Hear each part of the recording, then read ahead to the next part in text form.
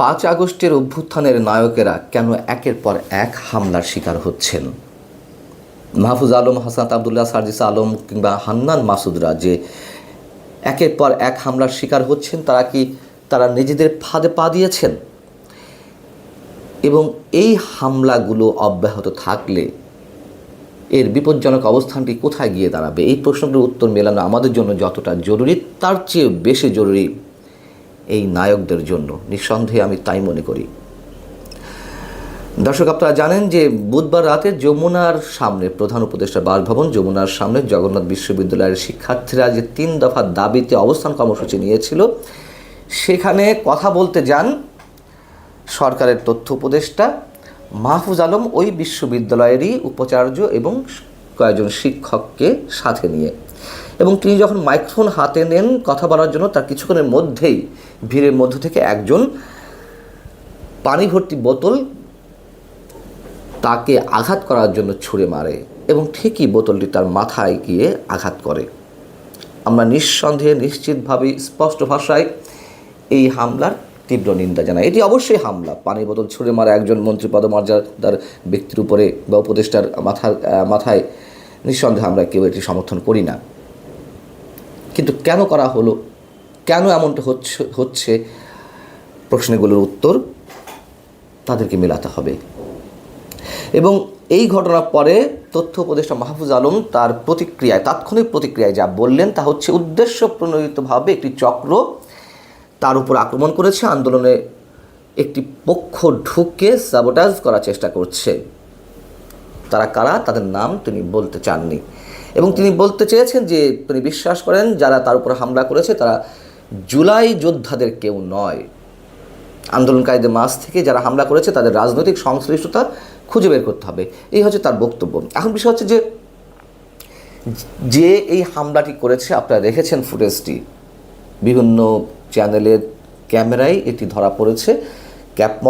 Cap পরা, হ্যাংলা পাতলা করে একটি ছেলে পানির বোতল ছুঁড়ে মারছে, এমন এত স্মুথলি পানির বোতলটি উল্টো করে ছুঁড়ে মারল, তার যে নিশানা তাতে অবাক হতেই হয়। বোঝা যায় যে এটি সাধারণ কোনো শিক্ষার্থী নয়। শিক্ষার্থী তো বটেই, কিন্তু প্রশ্ন হচ্ছে যে এই কাজটি করলো এবং মাহফুজ আলম যাকে উদ্দেশ্য করে বা যাদেরকে উদ্দেশ্য করে কথাগুলো বললেন, এর জন্য দায়ী করলেন, এমন একটি অবস্থায় থেকে আওয়ামী লীগ, যুবলীগ, ছাত্রলীগ, নিষিদ্ধ ঘোষিত ছাত্র সংগঠন ছাত্রলীগের কেউ হওয়ার সম্ভাবনা রয়েছে। এবং সেই ছেলেটি পুলিশের পাশে থেকেই বোতলটি ছুঁড়ে মেরেছে। পুলিশ যখন তার কাছে কৈফিয়ত চাচ্ছিল, সে বলছে কি করবে, আমার কি করবে? অন্তত নিজেদের মধ্যে ছাড়া এরকম সাহস কারোর হওয়ার কথা নয়, এটি আমাদের প্রাথমিকভাবে মনে হয়। আমি বলছি না যে এটি ছাত্রলীগ, আওয়ামী লীগ, যুবলীগের কেউ হবে না, কিন্তু বাস্তবতা এটি যে যা কিছু ঘটছে সব কেষ্ট ব্যাটাই চোর। আওয়ামী লীগ, যুবলীগ, ছাত্রলীগের উপর দোষ চাপিয়ে দেওয়ার চেষ্টা চলছে, কিন্তু এতে সমাধান মিলবে না, নিশ্চিতভাবে মিলবে না যদি তারা জড়িত না থেকে থাকে। আমরা দেখলাম যে অপারেশন ডেভিল হান্টের সময় গণহারে সব আওয়ামী লীগের সঙ্গে সংশ্লিষ্ট নেতাকর্মীদের আটক করা হলো। চোর, ছাত্রচোর, ছিনতাইকারী, ধর্ষক, লুটতরাজ, যেই ভয়ঙ্কর ঘটনাগুলো আমরা দেখছিলাম, মবক্রেসি, তাদের সঙ্গে সংশ্লিষ্ট, এগুলোর সঙ্গে সংশ্লিষ্ট কজনকে আটক করা হলো, আর গণহারে আওয়ামী লীগের সঙ্গে সংশ্লিষ্ট ব্যক্তিদের কতজনকে আটক করা হলো। একই ঘটনা আমরা দেখলাম যে হাসনাত আবদুল্লাহর উপর গাজীপুরে যে হামলা ঘটনা ঘটল, সেখানে গণহারে ওই দিনও আওয়ামী লীগের সঙ্গে সংশ্লিষ্টদের আটক করা হলো, শতাধিক ব্যক্তিকে। মাহফুজ আলম শুধু নয়, হাসনাত আবদুল্লাহ বা হান্নান মাসুদ, সার্জিস আলমদের উপরেও এ ধরনের ঘটনা ঘটেছে। আমরা কোনোটিকে সমর্থন করি না, কিন্তু তারা যেদিকে নিয়ে যাচ্ছে এগুলো আমাদের জন্য বিপজ্জনক, তাদের জন্য বিপজ্জনক নিঃসন্দেহে। মাহফুজ আলম কথা বলার সময় তিনি বলছেন যে যমুনার সামনে, প্রধান উপদেষ্টা বাসভবনের সামনে আর কাউকে এ ধরনের আন্দোলন করতে দেওয়া হবে না। কেন এই কথা বলছেন এখন তিনি? যেসব আন্দোলনকে প্রশ্রয় দিয়েছেন, আশকারা দিয়েছে কারা, কাদেরকে পথ দেখানো হয়েছে প্রধান উপদেষ্টা বাসভবন ঘেরাও করার জন্য, মানে এইগুলো পথ দেখিয়েছে কারা? এবং যারা আন্দোলন করছে তাদের মধ্যেও যে বিভক্তি বলতে তাদের দৃষ্টিভঙ্গির, সরকারের। যমুনা ঘেরাও করা হয় হাসনাত আবদুল্লাহদের নেতৃত্বে আওয়ামী লীগ নিষিদ্ধের দাবিতে, পুলিশের ব্যারিকেড ভেঙে যমুনার চৌহদ্দির মধ্যে পৌঁছে যাওয়া হয়, যদিও পরবর্তীতে তা শাহবাগে স্থানান্তরিত করা হয়েছিল।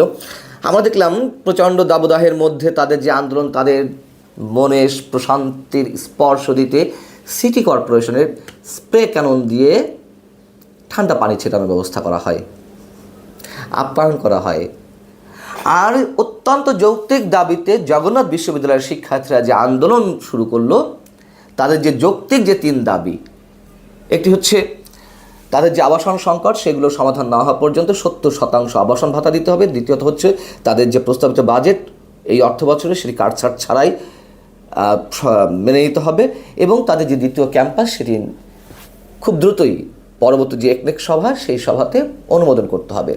এর একটিকেও কি আমরা অগ্রহণযোগ্য বলতে পারি? অথচ সেই আন্দোলনে পুলিশের টিয়ার গ্যাস, সাউন্ড গ্রেনেড নিক্ষেপ, লাঠিচার্জ দেখলাম, লাঠি পেটানো। অন্যদিকে অন্য আন্দোলনকারীদেরকে আপ্যায়ন করা হয়। সরকারের পৃষ্ঠপোষকতায় এই আন্দোলনগুলো চলে।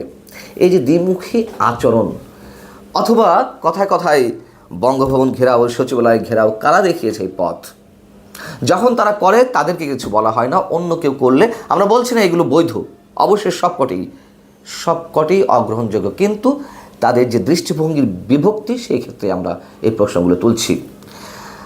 মাহফুজ আলমের উপরে হামলার ঘটনায় জাতীয় নাগরিক কমিটির হাসনাত আবদুল্লাহ, সার্জিস আলম কিংবা সদস্য সচিব আক্তার হোসাইন তীব্র প্রতিক্রিয়া ব্যক্ত করেছেন। তিনি বলেছেন যে আপনাদের ছাত্রদের উদ্দেশ্যে বলছেন, আপনাদের প্রতিনিধিত্বের দাবি বলেই তিনি আপনাদের কাছে এসেছেন, কিন্তু এ ধরনের উগ্র হঠকারী আচরণ ভবিষ্যতে কোনো ইতিবাচক ফল বয়ে আনবে না। অবশ্যই বয়ে আনবে না, সে বিষয়ে তো কথা বলছি, এবং তাদের জন্য নিশ্চিতভাবে বয়ে নিয়ে আসবে না তারা যে এই ধরনের কার্যকলাপ আমাদের সামনে উপস্থাপন করছেন। শিক্ষা উপদেষ্টার পরিবর্তন করা হলো। ডক্টর ওয়াহিদুদ্দিন মাহমুদ শিক্ষা উপদেষ্টার দায়িত্বে ছিলেন, সেখান থেকে তাকে সরিয়ে আনা হলো সিআর আবদার। তাদের খুব কাছের মানুষ, প্রধান উপদেষ্টা খুব কাছের মানুষ।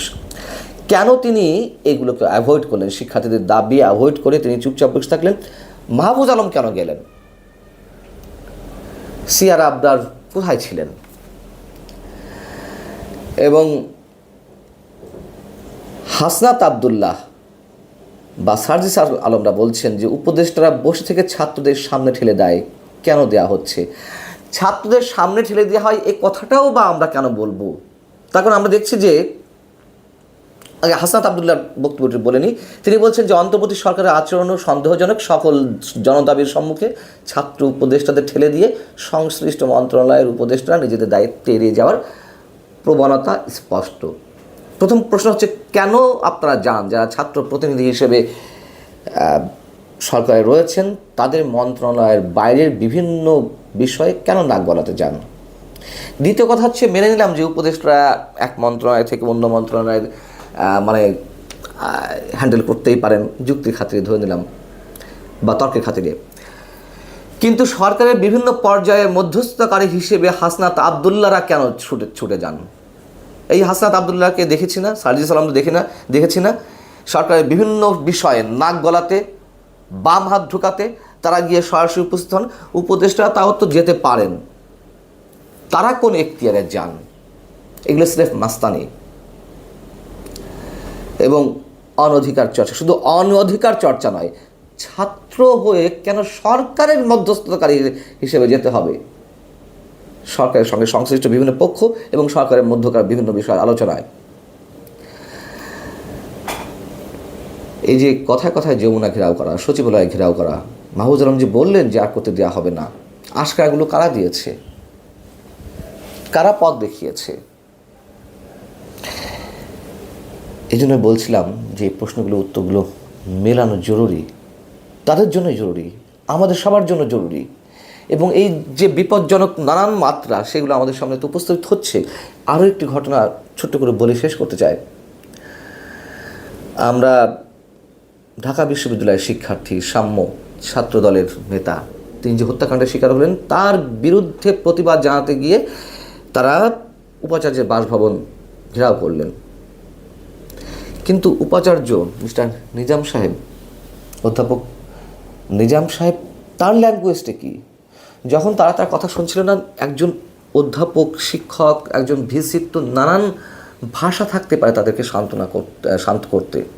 তিনি কি করলেন? মেজাজ হারিয়ে বলে ফেললেন, আয় বেটা আয়, মার। এই শব্দগুলো যে উচ্চারণ করলাম আমার নিজেরও লজ্জা লাগছিল। আয় বেটা আয়, মার। তিনি বোঝাতে চাচ্ছিলেন যে আমাকে মারার কেউ আছে, পারলে মার আমাকে। এটা কোনো ধরনের ভাষা হতে পারে না। কোথাও কোনো ল অ্যান্ড কমান্ড নেই, নৈতিকতার কোনো বিষয় আমরা দেখতে পাচ্ছি না কোনো ক্ষেত্রে। এইভাবে চলতে পারে না।